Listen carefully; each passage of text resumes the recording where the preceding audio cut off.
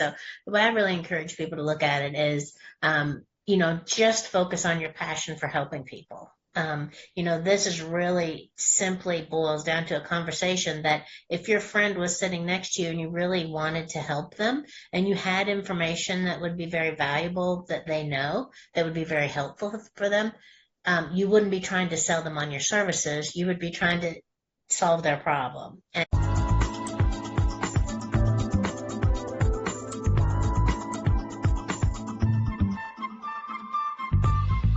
Hey everyone, welcome back to another episode of the Book More Show. It's Stuart Bell here today.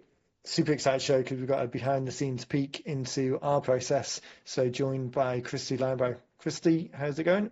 Hey, Stuart, good to be here. Good to be anywhere.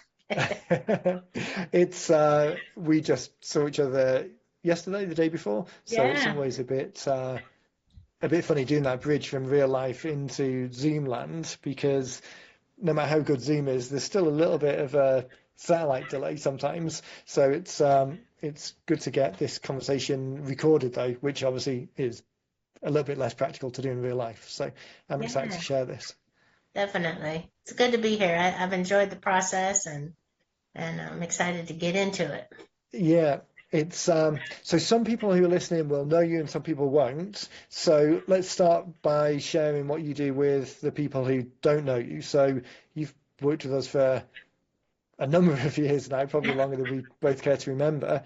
But really dealing with onboarding the new people, extracting the ideas, help dial in the outline for them, and then do the actual recording. So you're really integral to that first piece, and people will spend a lot of time with you as they come through. So that was my description. Why don't you describe it in your words? Yeah, absolutely.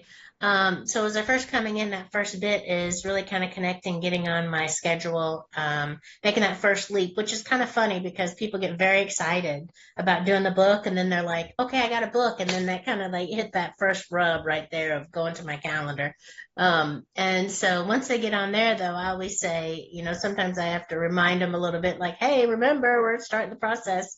But I think it's just that timidity of being excited about the idea, but then like, oh, put the brakes on because you don't know how Right. the process is going to work. The Um, rubber hits the road and it's going from kind of like a theory to real.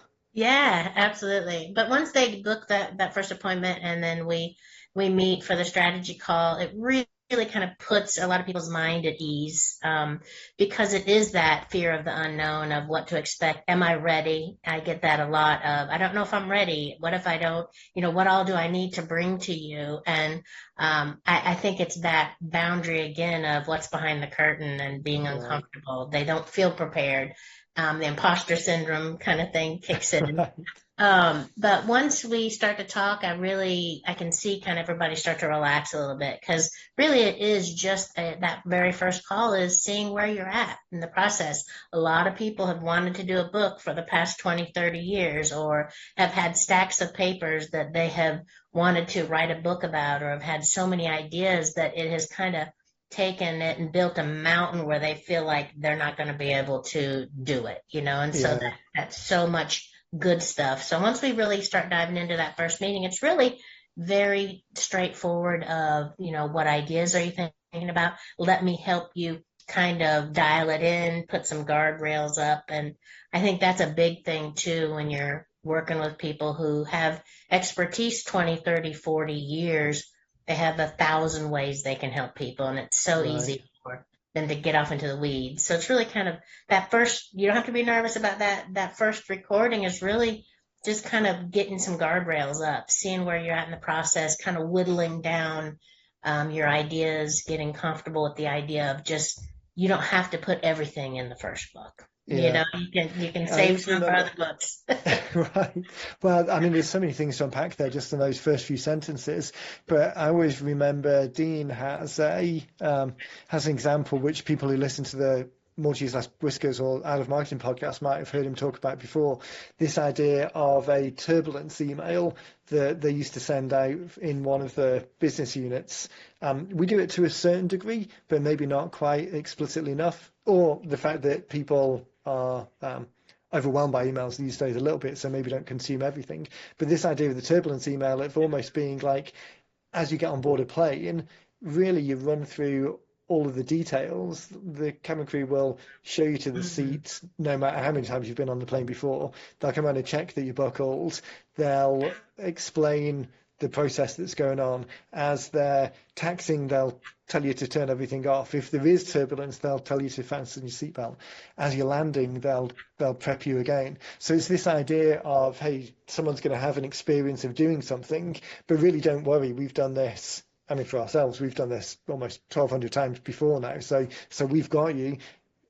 Just turn up enthusiastically, bringing caffeinated, switched-on brain, and then we can take it from there. Absolutely. The point that you were saying about people's helping dial in their ideas, I think this is part of our process that people sometimes um, forget or don't necessarily think that we're going to do that for them. So as people come in and they could write about anything, because as you say, if you've been in business for 20 years, there's probably 1,000 ways that you could help someone. But we'll really help dial in that idea to what is the most effective book that's going to serve the job of work. And the job of work is identifying leads and helping people raise their hand to start a conversation.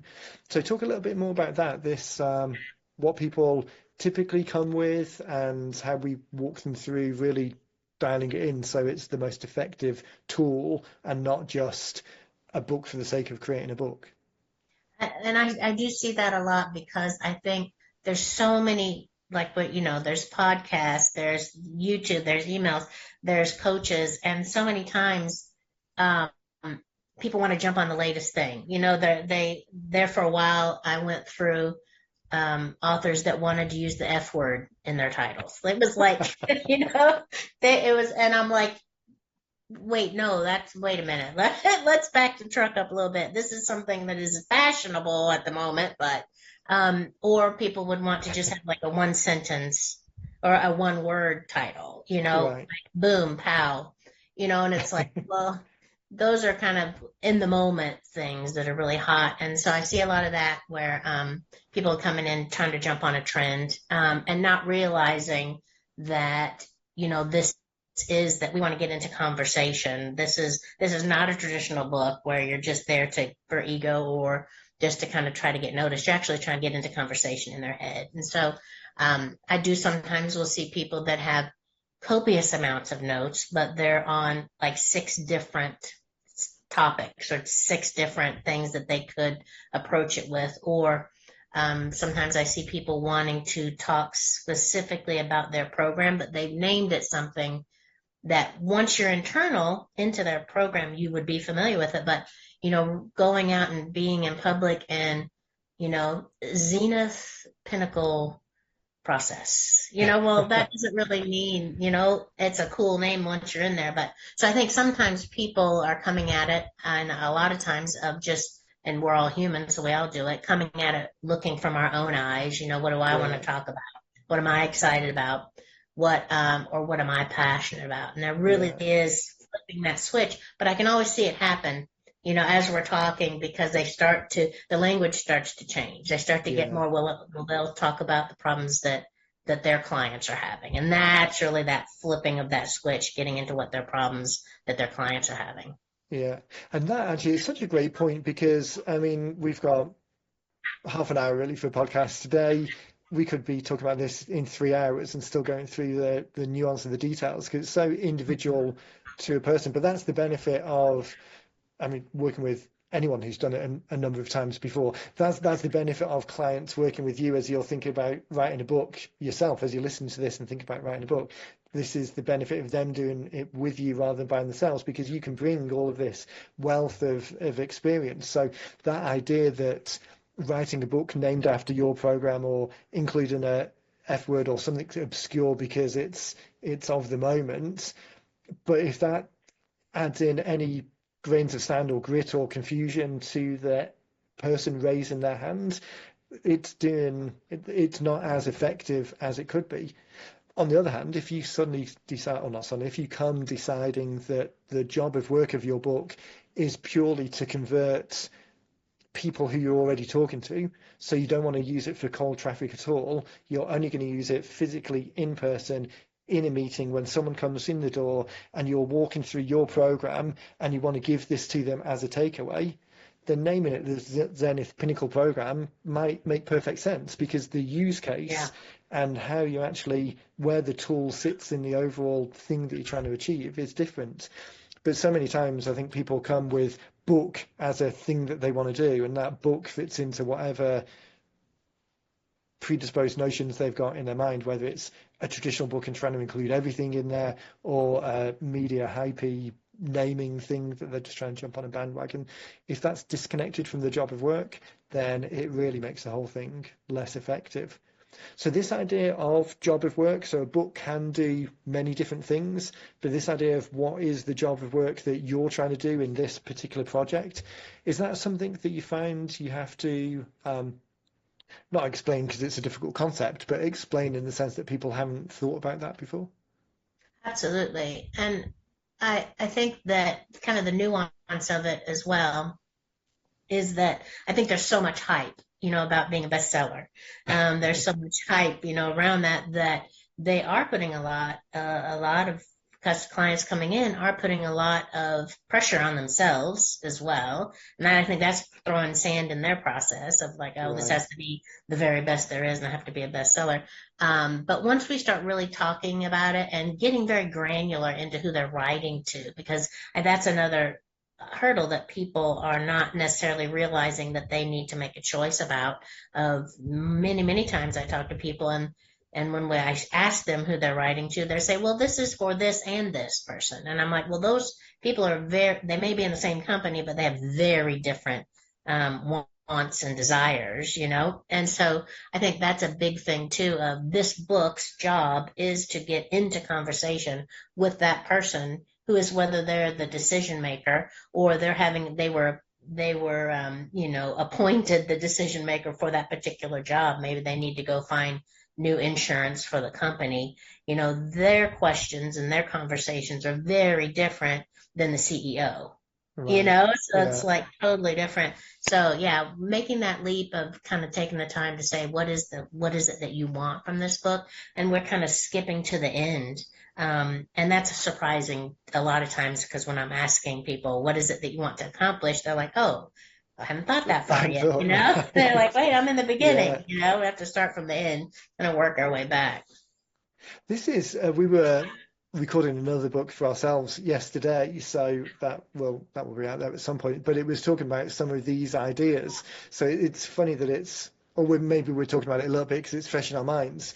But it very much is the case that people think book and think traditional book and want some of the benefits that come from that traditional book, which is good because a book, no matter what it is or who wrote it, I mean, there's fact that they exist and it's out there in the world, definitely carries a lot of that authority, and that's certainly a reason Magic, to do it. Yeah, exactly. magic. But it's not the main reason to do it. The main reason to do it is from given the opportunity for one person to respond to you in one particular way, and a book is just the mechanism that facilitates that.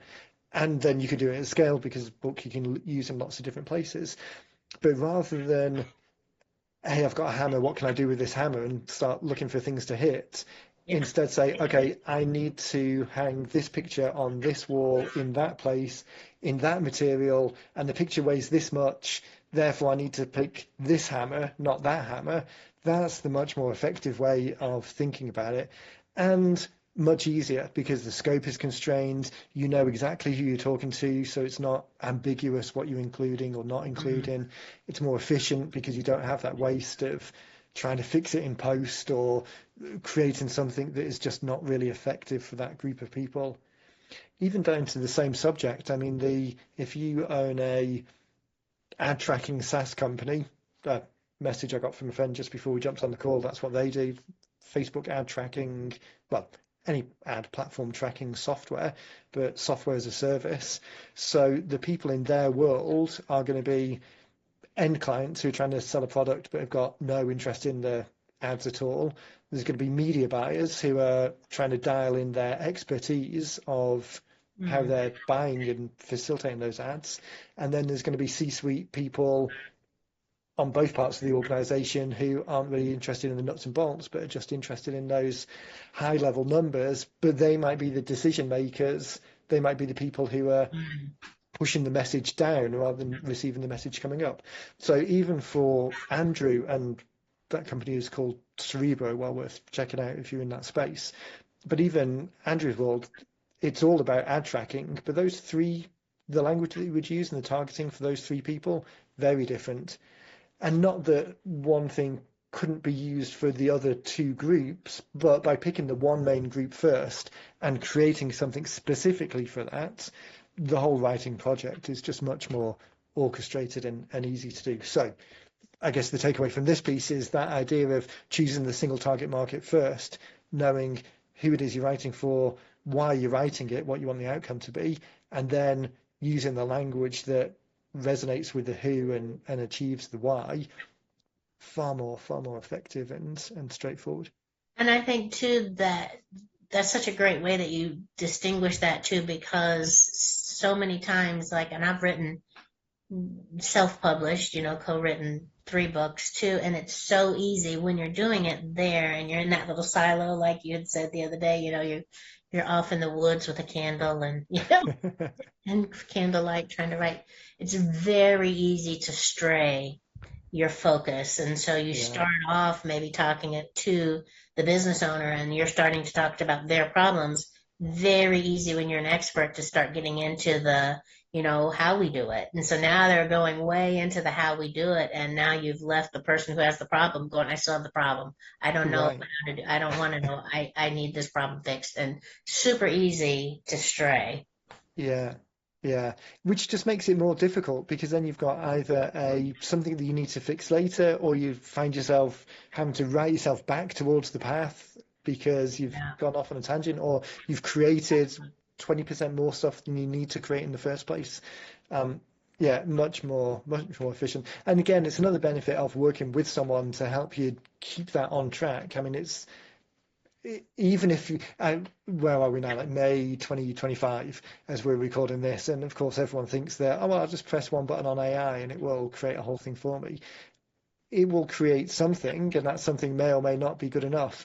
But the likelihood of it being very dialed in and fit for purpose in, I mean, our process is designed to really take about 90 minutes of your time. It's very difficult to get an equivalent outcome with the same amount of input because even with some automatically generated stuff, there's still a lot of fixing in post.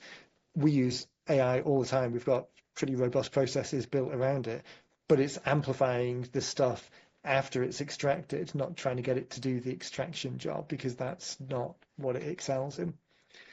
So that takes us through um, the beginning. Like we're really helping people to find the purpose and the pace of the book and make sure it's as effective as possible. Because I mean, really, there's lots of opportunities there to write something, but unless it's really dialed into a purpose, then this idea of a fantasy project, which isn't the end of the world. I mean, if you want to do that, that's fine, but at least just understand what it is. A business building book, a conversation starting book, something very specific and what we're really dialed in to help create. So the onboarding, the setting up, the understanding the what and the why kind of leads next to the outline. So we've really got two main stages, then the outlining process and then the recording, the capture process. Let's talk a little bit about the outlining because for me at least, I know when I'm outlining my own books or talking with people that this really is the secret. Like just turning up and trying to wing it and do something is difficult for most people and adds some of the stress that you were talking about. So the outline really allows you just to turn up on the day and then almost having done all of the hard work.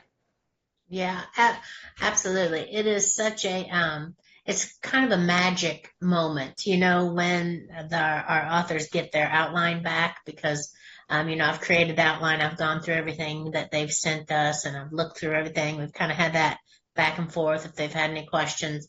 But it's so streamlined, it really is kind of coming out of their brain, coming over to my brain, and then this outline is created. It's not a process of now you're going to hire me as a ghostwriter, and a year and a half from now, and 95 hours of recording are going to be distilled. Not like that at all. So that is like super magical for people when they get back this outline that I've put together for them, that they're like, wow, because it's really is going in there and finding the most value of what they have sent over to me. And it's not that, it's not that they're sending me these volumes of notes or anything like that. I mean, we've really got a process down where, they send me one thing and I'm able to go through and from, our conversation and the worksheet and everything together, um, really helps keep them from getting off on scenic paths. And they know, we got the guardrails up, no scenic overlooks. That it really helps them stay focused, and they know that I'm going to be asking them for story examples and things like that.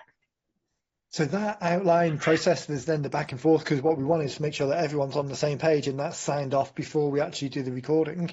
I know that a lot of times as I'm talking to people, I'm really using this analogy of compare it to delivering a speech from stage. We've said, hey, we can bring together a room full of 100 ideal clients. We know who those ideal clients are.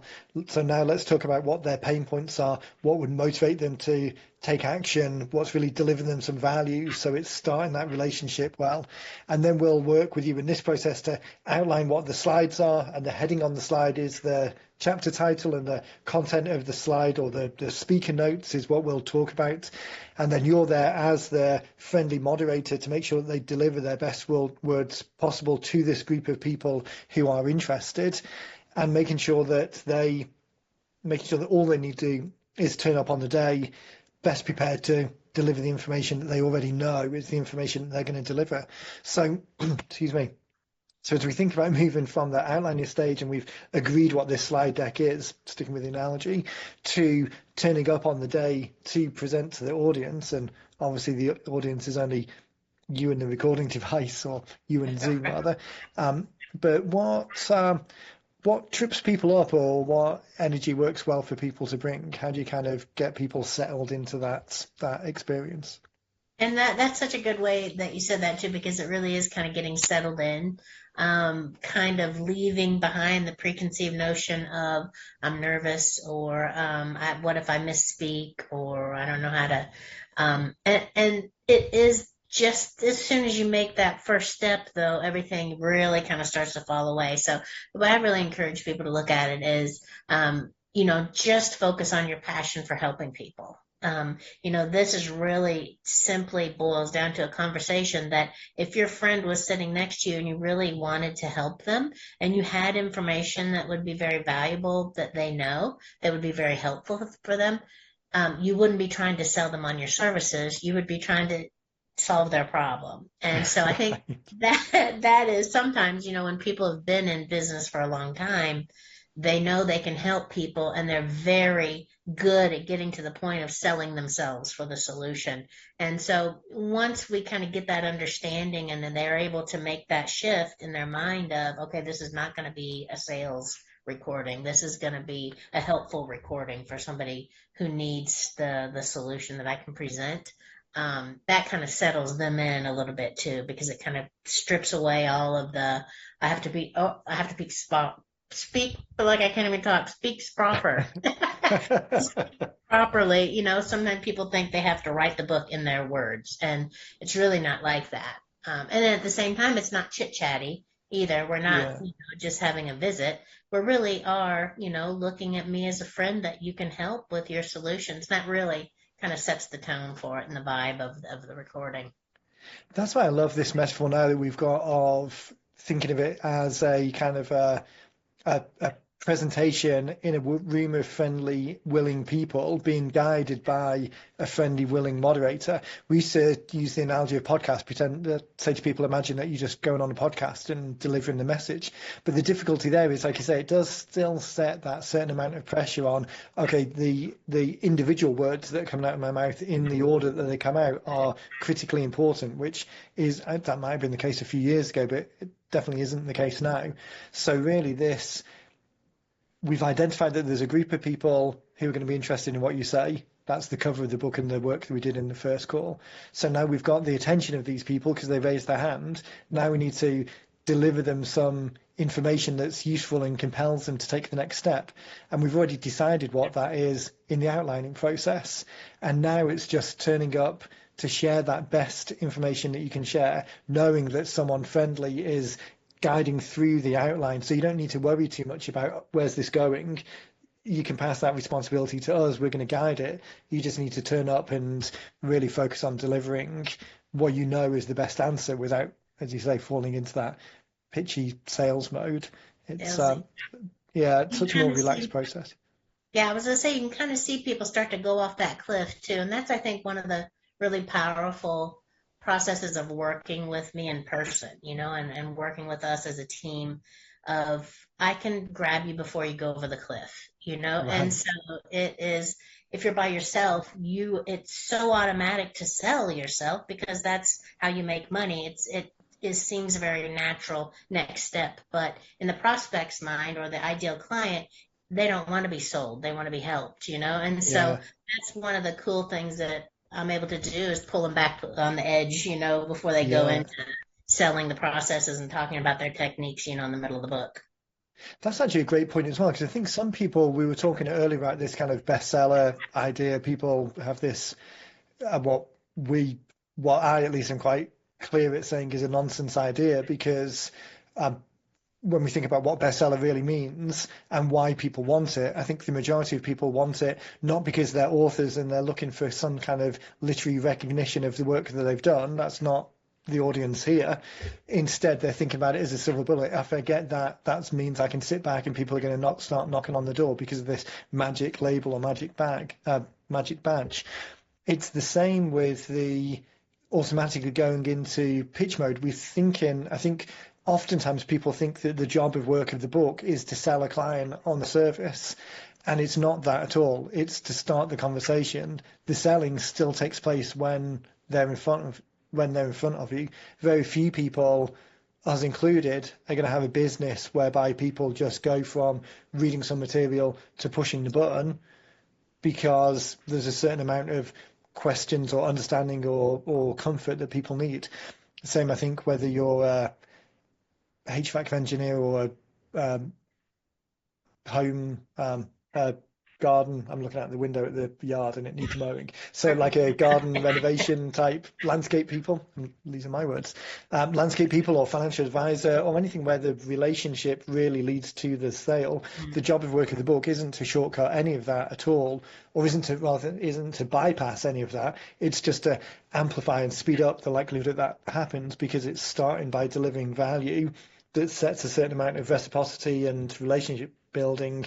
It educates and motivates people on the language so that when you do eventually speak to them, they're already speaking your language or they already know what you're about to say. So when you say it, they're hearing it for a second time, which just reinforces a belief that they've already got. So it definitely accelerates it, but it doesn't replace it at all. And avoiding pitching, which in a book, I mean, you can kind of see it in books maybe aren't the exact example, but YouTube videos, some YouTube videos that you watch and you can clearly see it's all about delivering value, and other videos you see and it's definitely, oh, this is just at worst a bait and switch, but kind of in the middle, it's just a pitch for something else. And it's a balance because there's always, Yeah. they can't do the thing themselves for the most part. They have to engage you. The ultimate thing is engaging you, but the scope of the thing that you're promising them in the title, it's that balance that, again, having done this 1,200 times, we're kind of good at seeing where that line is between delivering on the promise of the title and making people feel like they're 2 steps down the path towards the next step, which is reaching out to you, as opposed to feeling that you're holding something back or it's superficial or a bait and switch. So, yeah, nuance all the way down.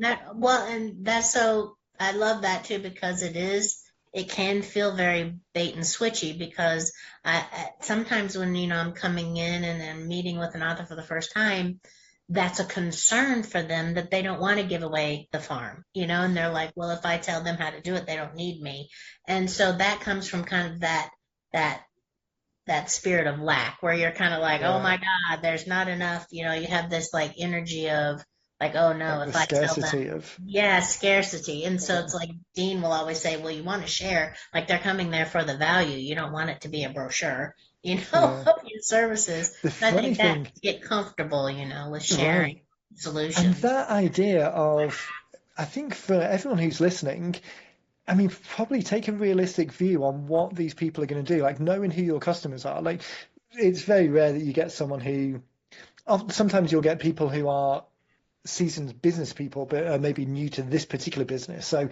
it's not uncommon to have people write a book on it for a business that doesn't yet exist because they're selling a new idea. But it is uncommon that um, the people who are writing a book are really going to do all of the things themselves because, for the most part, our services are complicated, and the extent that they can do themselves, it's maybe just the very entry level things that we might not be interested in providing as a service anyway.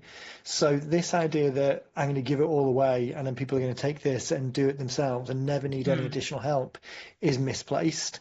And then also the idea of, even if that was the case 10 years ago, even if it was the case 5 years ago, it might be difficult or inconvenient for people to Google the answer to things. So the information was there, but maybe it was difficult to find. But I mean, 2 seconds in ChatGPT or Claude or Perplexity, and all of the answers are going to be completely presented to the person. So if anyone, I mean, this is going out of the scope of this recording, but if anyone is sat there with a business mindset of, I want to keep some stuff back because if I give information to people, that is going to mean that the relationship is going to be worse.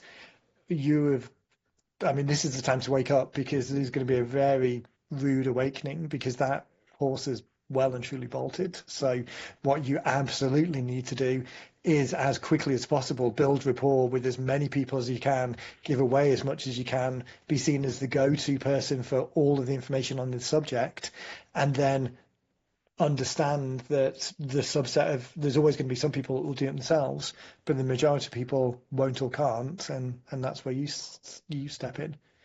I Um, love that too because it's just partnering, really. You're right, partnering exactly. with people. Just before we carry on, you have turned purple. Oh Your no. camera is, Like, um, yeah, yeah. I am going to pause this recording. yeah. Well, and that's so powerful because um, if you are trying to hold back and it comes across that way, it's very clear. Like people don't realize that it's very obvious that you're holding stuff back. But it does come across as like the person that you see at the carnival who's like, hey, blah, blah, blah, blah, blah, and you draw you over to the booth and they want to give you this answer, but they're like, for 49.99, I'll give you the rest of. Yeah. And so many people have seen that on the internet for so long that it really is a complete. I think you actually end the relationship at that point when people even start to smell that's getting ready to happen. Yeah. But there's Again, some, even more.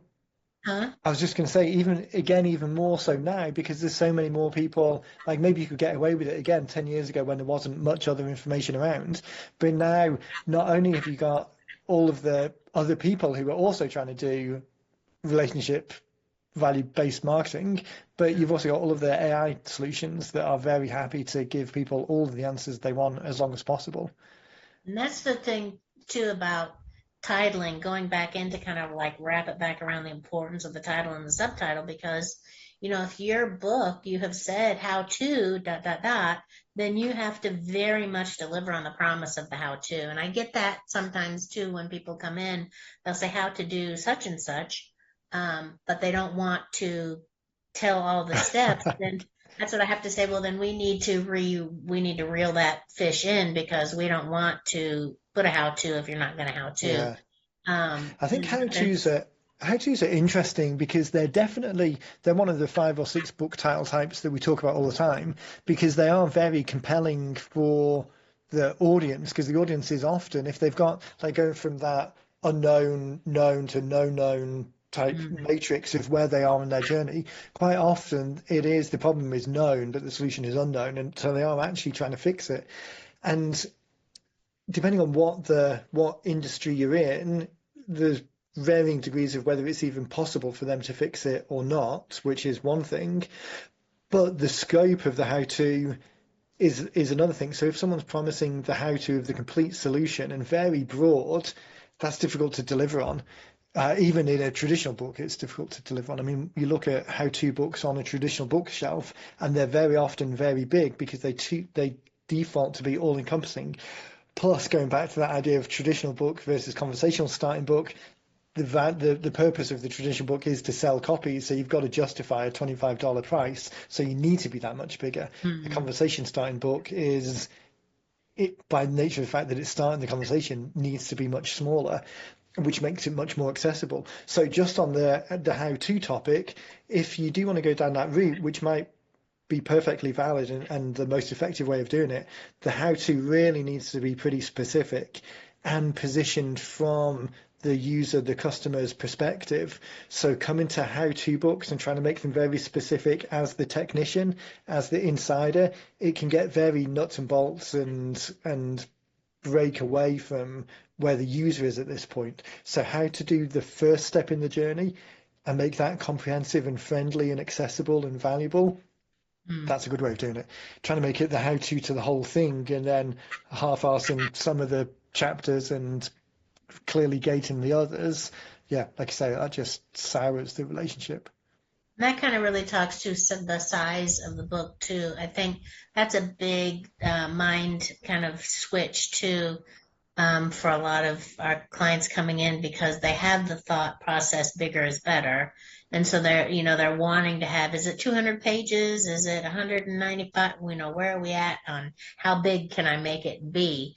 And Right, that's again going back to the thought that the book is the prize, but it's right. the conversations. I often say, well, you don't want it to be a smorgasbord. You don't want them to be so full by the time they've read it that either they don't eat everything and they leave it on the table and never get to you, or they're so satisfied that they don't feel the need to talk to you. So you really want it to be, a really delicious appetizer and a couple of different plates, but you want them to still be excited and enthusiastic to talk to you. And that usually is happening, if it's not 200 and 300 pages. Yeah, but I mean, there's so many elements to why it's more effective, why less is more in this context, because a 200-page book is difficult to write. If you haven't written a 200-page book already, you're probably not going to, because if you had it in you, that's what you would have done, because you've got to be pretty passionate about doing that.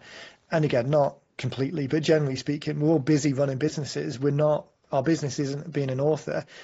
We're business owners delivering whatever service we do, and we want a book as a very effective way to start conversations with people that we ultimately know that we need to talk to, because we can't just sell them from within a book because it's impractical. So breaking that, like you said, the book isn't the prize, understanding that traditional publishing need to write 250, 300-page books because they want it sat on a shelf next to all of the other ones and be able to charge $25 for it, because that's the business model. That's not this business model. Think about it from the reader's point of view. Again, this interaction with someone who is sat there, not necessarily specifically looking for us, because we're talking about cold traffic now at the top of the funnel. So not necessarily looking for us. They've got a problem that they're either explicitly or kind of subconsciously aware of. They see something that tickles that button that says, oh yeah, I do need the answer to that. Probably very narrow. There's always a million more things that they need to know in order Yeah. to do it all. But what we're trying to do is start the conversation by delivering this one answer, and that is adding value and making it more likely that it will even get done. One of the book blueprint scorecards elements, so the most people have probably heard us talking about it, the book that talks about the eight elements of building a fantastic conversation starting book.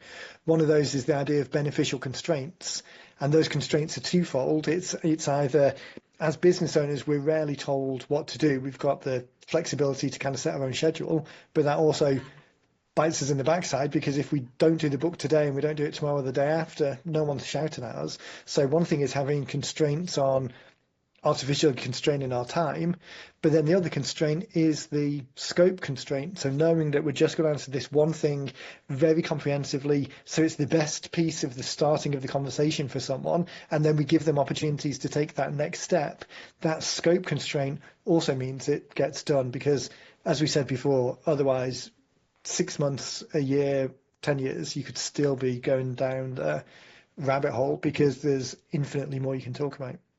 That's what, and I hear that a lot of people that are very appreciative that they like the way everything is set up. That it's like this is next, and the way we look at dates and we kind of pace everything. It really is like having a personal coach. It's like, hey, Right. you need to be here at this time, and this is what I'm expecting, and this is what we need to get done. So go ahead and make your schedule so that this fits in nicely versus usually how it is if you're doing it by yourself, you're trying to put this on top of everything else. You're like, oh, I can squeeze it in this little 20-minute Right. section. Whereas this, we know, hey, this is the week we're working on it, and this is the day and the time. It fits so seamlessly into it. Really just takes, I think it's really about taking all the pressure off. It's not another decision you Yeah. have to figure out. You don't have to try to do it all on your own. It's literally click and you're good to go. Yeah. It's so freeing, isn't it? I mean, turning, as the business owner or the person responsible for generating leads or the person kicking off this project, you have got all of the knowledge, all of the industry knowledge in your head already. It's there, exists. You don't have to invent it. You don't have to think about it too hard, particularly if you've got a strong outline that you're working to, because it's a narrow question that's being asked at any one particular time. So it's just so freeing to know that, okay, this is all done and roadmaps laid out, and all I need to do is turn up with enthusiasm and energy and wanting to deliver the best information, and everything else is taken care of and the project is done, as opposed to trying to do it yourself or trying to do it with AI or joining a program that teaches you how to do it but doesn't actually do it, Mm. or just winging it. There's so many other options, even the ghostwriting option. I mean, we've always said to people that ghostwriting is an option, but it's expensive. And ghostwriters typically come from the writing community, not the marketing community. So they're much more suited to create traditional books, not conversation starting books. So you're really going to end up with either something that is good but not entirely fit for purpose, or something that's not. I mean, the marketing background of our entire organization, it's a marketing company where books is just the effective way of starting the conversation. It's not a publishing company that also might happen to have a side benefit of collecting some clients. So anyway, this whole kind of fit for purpose idea of deciding who it is you want to be in conversation with, deciding together what their pain points are and what's the most valuable information, and then allowing us to extract it from you in the most effective way because you are the talent who's got the knowledge, but we're bringing it all together into the package that it needs to be. And yeah, way more effective. I That's guess it, stressful. Yeah. yeah, Yeah, much less stressful. it is Yeah. stressful. Yeah. So I think we've run through the process pretty much. So we've got at least the beginning part of the process. I mean, after this stage, we kind of take it off everyone's hand and do all the rest of it. We'll connect people with the designers to start working on the covers, but obviously the designers are doing all of that legwork. We just need some feedback. And the book itself then is taken and all of the production work on the book is done. Let's jump to the end quickly because obviously people are going to think, okay, well, what happens next? So after they've recorded, it kind of moves from you to the next person in the process, and then they've got it. But there is this kind of circling back that when we've created that first thing, everyone has the opportunity to look at what is on the page and then make whatever adjustments they want. So I know from the production side, there's often questions around what that is. And I want to talk back to what you say to people as well, because I know you get the questions. But basically, there's three things that typically happen. Either people are fine with it as it stands, and then we just move forward, and that's great, no further action required. Or they'll look at it and see, okay, I can see where we've got to, but I just want to tweak some little bits here and there. There's a language preference, obviously, because someone else is doing all of the legwork on getting the words on the page. So maybe there's just some preference difference. Or it might be that hey, this is fantastic. This is exactly what we talked about. But now that I'm looking at it, there's a section that I really want to include.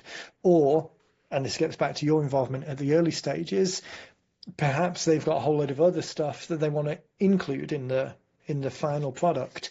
So the point to all of that is what they end up with is something that they can look at and tweak. And what they're tweaking is the last 10%. They're not starting from a completely blank page and having to go from scratch.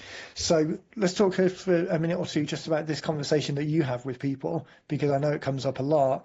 They might say, I've got all of this material that I want to put it in, or you're very good at extracting stories from people to give it some color and depth, but sometimes they don't always have the stories to hand. So talk a little bit about how that conversation goes. So I try to really give people a lot of guidance on stories as well, because without the guidance, what tends to happen is that, and I've done it myself as well, but a lot of times what will happen is they'll go back to stories they use in presentations. And a lot of times, not always, but a lot of times it's the same story that they'll tweak in a little bit different way. So it's the Right. same, it's the same two people having the same problem, but now this happened. And so what I really like to kind of show them about different ways to tell stories, and different problems that they have solved. And so if they're going to tell a story that's gone horribly wrong, or warn about what can go horribly wrong, but there's a fine line too. You don't want too many of those, and so I Right. kind of coach them on, the right amount of those, and then the things that were going wrong and how they were able to fix them. But I like for them to have completely different people in the different stories also, Yeah. but also lets them showcase the amount of ways that they're able to help people. And so if you're dealing with a couple with a child, or if you're dealing with somebody who has no heirs and it's a single person, or if you're dealing with someone who was in a car accident and they're disabled, there's so many different things that can happen in the world.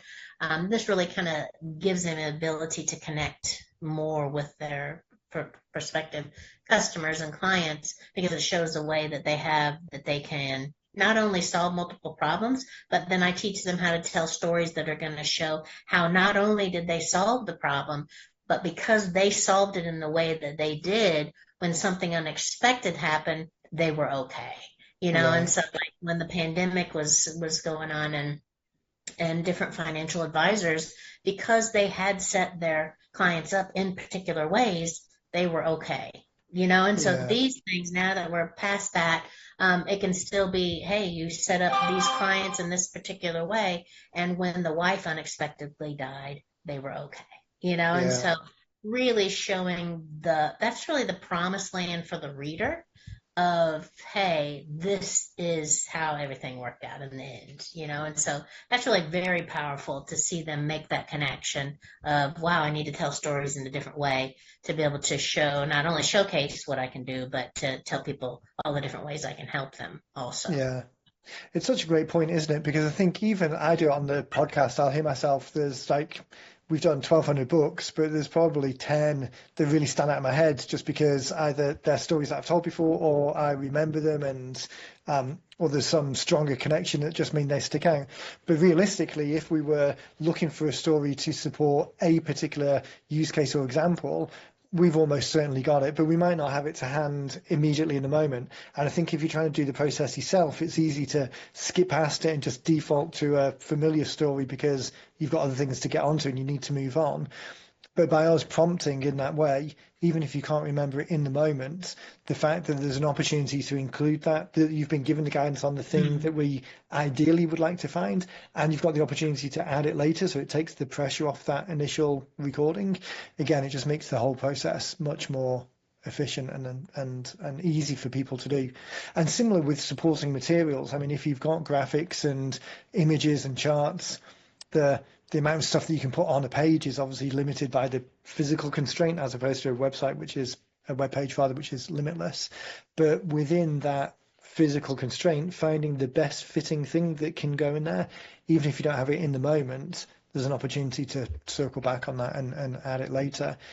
And also, I mean, it's going to take us a couple of weeks to get this processing through the system, so you've got that additional time in order to go away and do it. So again, we can give you the deadlines and keep it moving down the track as quick as possible, so it doesn't get stalled and 6, 12 months later nothing's really happened because life's got busy. Uh, and exactly what you're saying too is I have a lot of people who like to add things during that process, whether it is they want to, if they're a doctor and they want to add a protocol, or if they wanted to add a checklist, and it would be much better to be able to see it, Yeah, versus just talking about it. A lot of the financial advisors like to add numbers, but don't want to have the pressure of trying to remember all of that, during the interview. So that's a perfect process. People able to come back and add that in. But also they don't have to feel like if they misspoke, uh-oh, now there's a problem. yeah, yeah, exactly. I mean, this is really is the best of both worlds. You've got a fast process to capture stuff, but then a flexible process to change stuff later if it needs changing.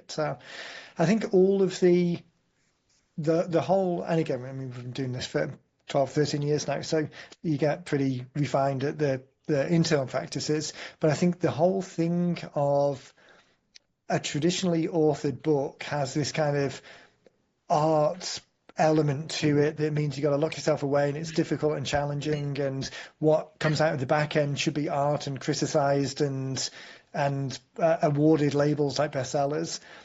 All of the nonsense overhead that comes along with that, as a business owner wanting to write a book to start valuable conversations, or to start conversations by giving value to people who will hopefully eventually become clients, keeping that in mind, the outcome in mind, and putting all of the processes in place to make it as quick and as painless as possible whilst giving an effective outcome, just makes it way more likely that a conversation starting book will get created, as opposed to a traditional book getting hung up somewhere in the process and never making it out. And so I always try to tell them we're not writing War and Peace. This doesn't have to be 700 pages and coming from every Critically different acclaimed. Yeah, avenue. Yeah, yeah. exactly. Fantastic. Well, time as always flies fast when we're doing these. We've got a lot of additional material on the website. So we've got some book title workshops and an outlining workshop that we've done before, and people can download a copy of the scorecard if they want to kind of investigate it for themselves or just see a little bit more of our process. So I'll put some links to that in the show notes and the description. But I really love this opportunity to share your perspective of the process with people, because I know we get feedback all the time that is just, it's a process that someone started hopefully hoping that they would get an outcome, but actually during the process it's just been so valuable because it's refined their thinking, kept it moving, made it just a friendly, easy, relaxing environment to get it done without all of the pressures. So yeah, thanks for your time, Kristi. It's been a real great opportunity to share you with the rest of the audience. Absolutely. Thank you, Stuart, and I appreciate you. Perfect. Okay, everyone. Well, great episode. If you've got any questions for us on process, by all means, reach out, give us a shout, hit reply on the podcast email, or just send us a note to hello@90minutebooks, and then we'll get that and be able to answer it. And then if and when you're ready to get your book started, Kristi will be waiting to guide you through the process. That's it. I look forward to talking with you. Fantastic. Thanks, everyone. We will catch you in the next one.